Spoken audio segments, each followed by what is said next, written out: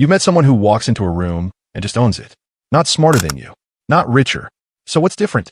One thing, the picture they carry of themselves in their own head. That picture controls more of your life than your actual ability ever will. Psychologists call it self-concept. And here's what nobody tells you. You didn't choose yours. It got built by accident.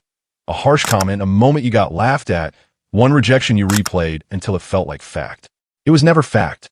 It was just noise. Here's how you take it back. 1. Stop letting the world set your price. The same person the world criticizes on Monday, it praises by Friday. Nothing about you changed, only its mood did. Decide your value once, yourself, and stop renegotiating it. 2. Stop calling yourself ordinary. That word isn't a fact. It's a decision you made years ago without noticing. People treat you the way you've already told them to. Take the label back. 3. Stop treating yourself like you're fragile. If you believe you're weak, every hard moment becomes proof of it. Decide you're capable before life asks you to prove it. 4. Earn your own respect before you chase anyone else's. Chasing admiration before you respect yourself is a house with no foundation.